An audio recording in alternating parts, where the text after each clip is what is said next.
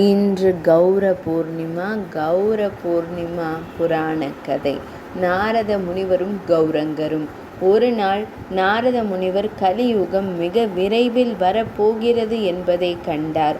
எனவே இதற்கான தீர்வு என்ன என்று ஸ்ரீகிருஷ்ணரிடம் கேட்கலாம் என்றெண்ணி துவாரகைக்கு சென்றார். அந்த நேரத்தில் ஸ்ரீகிருஷ்ணர் தேவி சத்யபாமையின் இல்லத்தில் தங்கியிருந்தார். தேவி ருக்மிணியிடம் தான் அவளுடைய அரண்மனைக்கு செல்வதாக தெரிவிக்க வேண்டியிருந்தது. எனவே அவள் தனது அனைத்து பணிப்பெண்களையும் கொண்டு அரண்மனையை சுத்தம் செய்தாள். மேலும் குழந்தைகளை அலங்கரிக்க செய்தாள். அங்குள்ள பண்டிதர்களை வேத மந்திரங்களை கூறினாள். அவள் நீர்பானைகள் மற்றும் வாழை இலைகளையும் கரும்பு மரங்களையும் நிரப்பினாள். ஸ்ரீகிருஷ்ணரை மங்களகரமான வரவேற்பை பெற அவள் தன்னால் இயன்ற காரியங்கள் அனைத்தையும் செய்தாள்.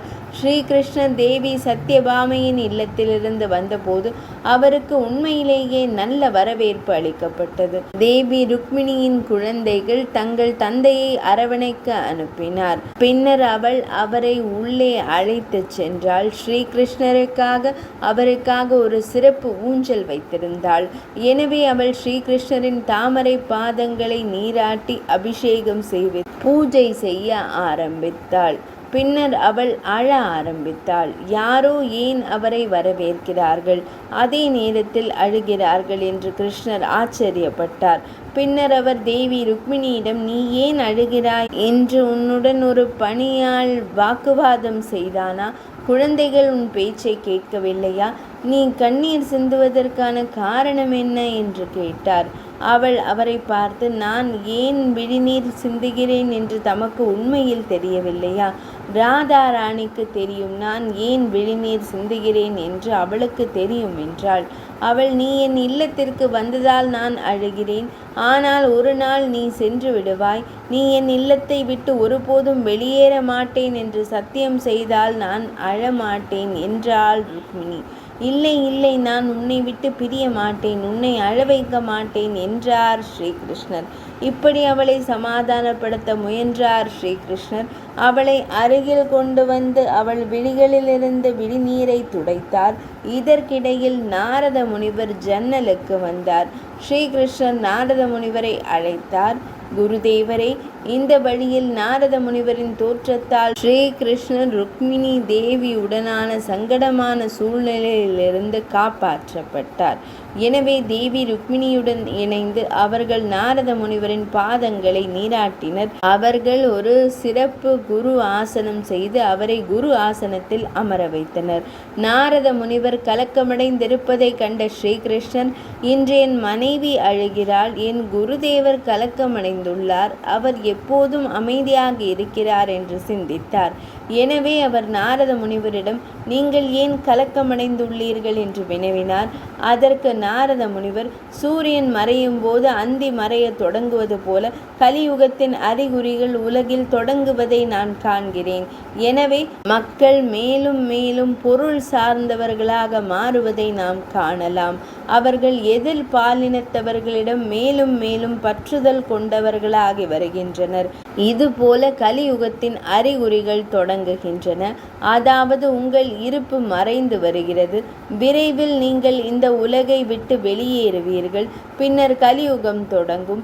எனவே கட்டுண்ட ஆத்மாக்களுக்கான உங்கள் தீர்வு என்ன என்பதை நான் அறிய விரும்புகிறேன். அவர்கள் கலியுகத்தில் எவ்வாறு விடுவிக்கப்படுவார்கள்? கலியுக ஆன்மாக்களை பற்றி நான் மிகவும் கவலை கொள்கிறேன்.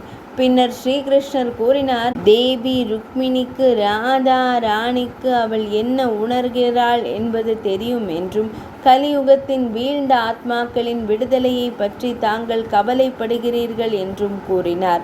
எனவே நான் மீண்டும் கலியுகத்தில் வருவேன். தேவி ருக்மிணியின் மனதை புரிந்து கொள்ளவும் உங்கள் கவலையை தீர்க்கவும் ராதா ராணியின் மனநிலையையும் நிறத்தையும் நான் எடுத்துக்கொள்வேன். எனவே அவர் கலியுகத்தில் கௌரங்கனாக மனிதனாக மீண்டும் வருவார் என்று கணித்தார். அனைத்து தேவர்களையும் வங்காளத்தில் அவதாரம் எடுக்க சொல்லுமாறு நாரத முனிவரிடம் ஸ்ரீகிருஷ்ணர் கூறினார். இந்த வழியில் நாம் உலகத்தை ஹரிநாம சங்கீர்த்தனத்தால் நிரப்புவோம். எனவே இதை போலவே நாரத முனிவர் பல்வேறு கிரகங்களுக்கு சென்று ஸ்ரீ சைத்தன்ய மகாபிரபுவின் சங்கீர்த்தன இயக்கத்தில் சேர மக்களை வரவழைத்தார். பின்னர் அவர் ஜெகநாதர், பலதேவர் மற்றும் தேவி சுபத்ரையிடம் சென்றார். அவர்கள் அவரை பிரம்மலோகத்திற்கு செல்ல அறிவுறுத்தினர். பிரம்மலோகத்திலிருந்து பிரம்மா ஹரிதாஸ் தாக்கூர் வந்தார். நாரதர் ஸ்வேத தீபம் மற்றும் கோலோக பிருந்தாவனத்திற்கு சென்றார். அங்கு துவாரகையின் ராணிகள் மற்றும் பிருந்தாவனத்தின் கோபியர்களால் பகவான் சைத்தன்யர் நீராட்டப்படுவதை கண்டார். பின்னர் அவர் தனது வணக்கங்களை செலுத்தினார். 4 தலை பிரம்மதேவரின் கிரகமான சதுர்முகி பிரம்மலோகத்திலிருந்து நாரத முனிவர் ஏன் வருகிறார் என்று பகவான் சைத்தன்யர் ஆச்சரியப்பட்டார். எனவே அவர் அவரை ஒதுக்கி அழைத்து சென்று என்ன விஷயம் என்று வினவினார். அவர் ஸ்ரீகிருஷ்ணரும் கலியுகமும் தொடங்கும் போது நீங்கள் கிரகத்தை விட்டு வெளியேறுகிறீர்கள் என்று நான் கவலைப்படுகிறேன் என்றார்.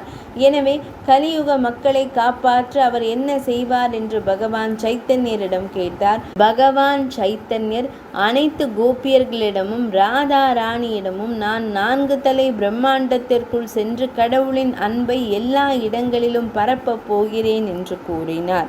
உங்களில் யார் என்னுடன் வருவீர்கள்? எனவே எல்லோரும் வர விரும்பினர். சைத்தன்ய பாகவதத்தில் இந்த கதை கூறப்பட்டுள்ளது. தேவி ராதையின் நிறத்துடன் இணைந்து பகவான் ஸ்ரீகிருஷ்ணன் சைத்தன்ய மகாபிரபுவாய் மாசி மாத பௌர்ணமி தினத்தில் தோன்றினார். ஸ்ரீ கௌர பூர்ணிமா புராண கதை நிறைவடைந்தது.